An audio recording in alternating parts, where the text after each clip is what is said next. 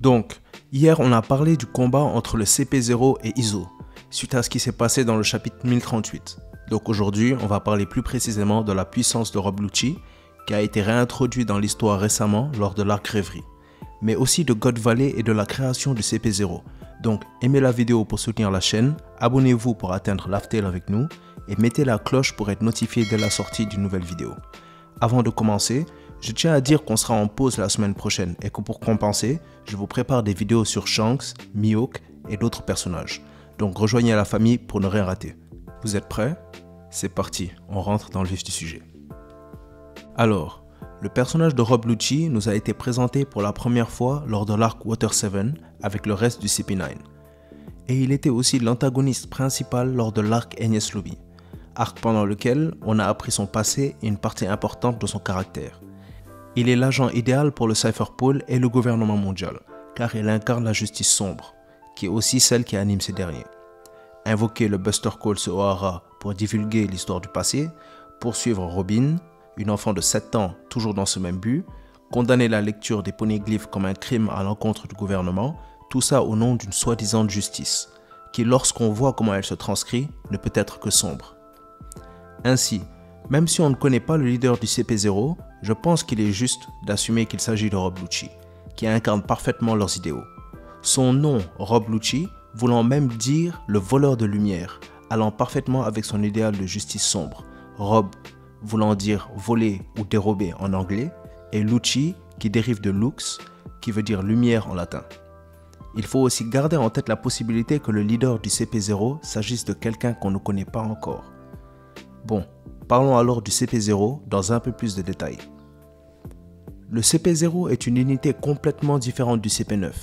Le CP9 est une unité d'assassins et conduit les missions les plus importantes du gouvernement mondial, alors que le CP0 est l'agence de renseignement la plus forte du monde et travaille directement sous le compte des dragons célestes. Elle agit aussi comme un bouclier pour ces derniers, visant à les protéger. Selon Monkey D. Dragon, le CP0 aurait gagné énormément en puissance lors des dernières années, un gain qui serait sûrement dû à l'arrivée de nouveaux membres comme Lucci et Kaku. En parlant de ces derniers, on va parler ensemble de la difficulté d'intégrer le CP0 et de leur probable histoire. On sait qu'en ne comptant pas Spandam, car il était le chef de l'unité et non un combattant, et en plus de ça, on sait tous qu'il est majoritairement incapable, les seuls agents connus du CP9 ayant réussi à intégrer le CP0 sont Lucci et Kaku, qu'on a pu apercevoir lors de la rêverie. On sait tous que Lucci et Kaku étaient les membres les plus puissants de l'unité, par leurs accomplissements, mais aussi par le fait qu'ils ont été les adversaires respectifs de Luffy et Zoro, les deux plus forts Mugiwara.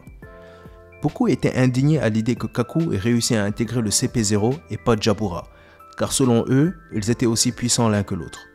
Un avis que je peux comprendre parce que chacun a sa perception, mais que je ne partage pas. Cet avis se base uniquement sur la proximité de leur Doruki, qui est une unité de mesure de force physique du gouvernement.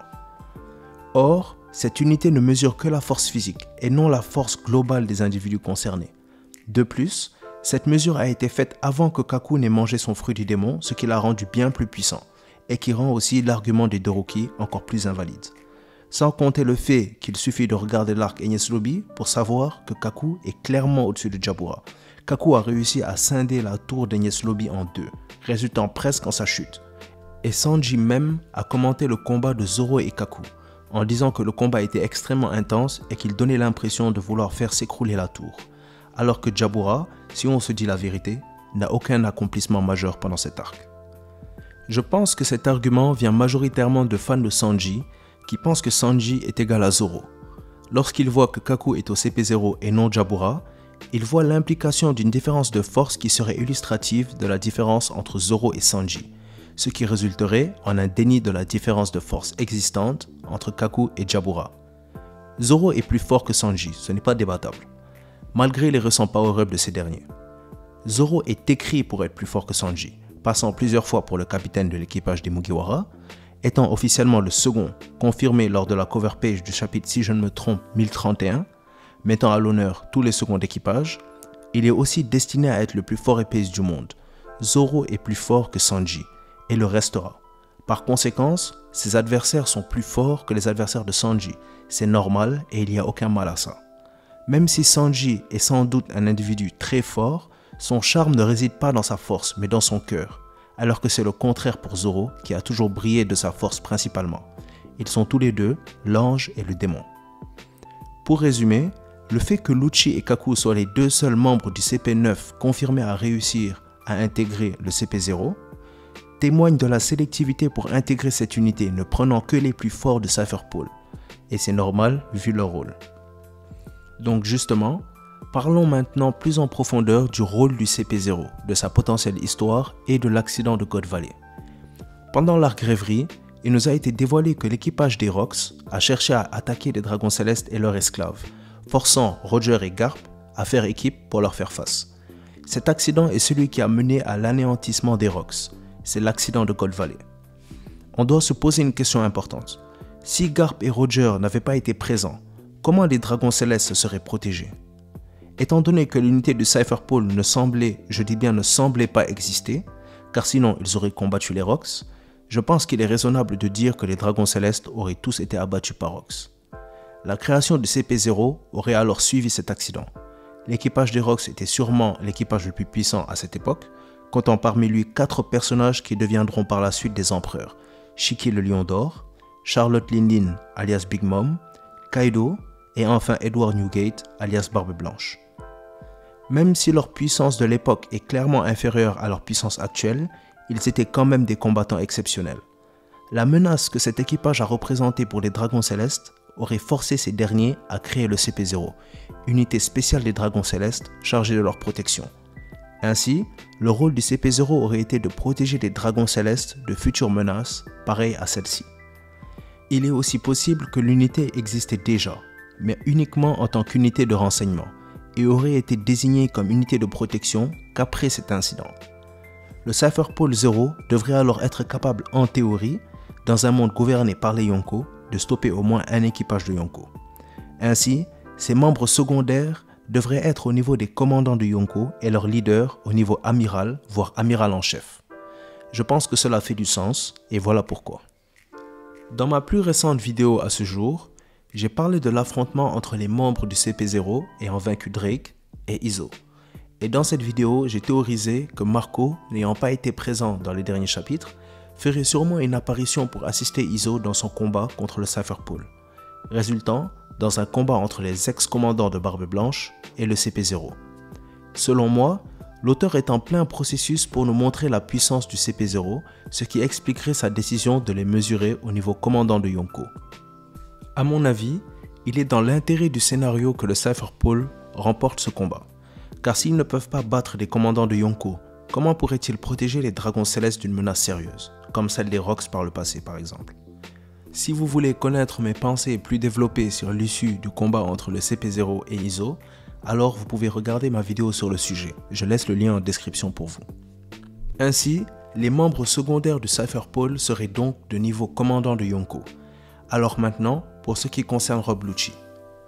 Étant donné son statut d'antagoniste principal à Enies Lobby, j'assume que l'intention de l'auteur était de le ramener dans l'histoire et en progresser pour représenter le Cypher Pool 0 en tant que leader et en tant que futur antagoniste. Après tout, Lucci est l'un des antagonistes les plus appréciés de la communauté et son combat avec Luffy reste dans le cœur de bien des fans. Dans One Piece, le leader ou capitaine est dans l'écrasante majorité des cas le plus puissant de l'unité qu'il dirige. Il serait donc logique que ce soit le cas pour Lucci, s'il est bien le leader de CP0 comme je le théorise. Si les membres secondaires sont au niveau commandant de Yonko, est-ce que Lucci serait au niveau Yonko? Idéalement, oui, mais le mettre à ce niveau serait vraiment présomptueux. Mais je pense qu'il est raisonnable de dire qu'il doit être au niveau amiral, voire amiral en chef, soit à peu près au niveau d'Akainu, capable de combattre un Yonko, mais plus faible qu'eux de manière générale. C'est seulement ainsi que le bouclier des dragons célestes serait capable de faire face à la menace d'un équipage Yonko. De plus, Si l'auteur veut recréer une opposition future ou un combat entre Luffy et Lucci, qui pourrait arriver à Wano ou après la découverte du One Piece, ou même lorsque les dragons célestes seront attaqués par une force majeure dirigée par Luffy, pour justement qu'on puisse avoir un combat plus ou moins décent, il devra au minimum être à ce niveau-là. Voilà pourquoi je place Rob Lucci au niveau amiral, voire amiral en chef. C'est le niveau dont il a besoin pour pouvoir être le leader du Cypher Pole Zero, bouclier des dragons célestes. Sans pour autant le mettre au niveau Yonko, parce que ce serait présomptueux, il faut garder en tête qu'il est possible et même meilleur pour les scénarios et pour le rôle que le CP0 est censé remplir, qu'il soit niveau Yonko.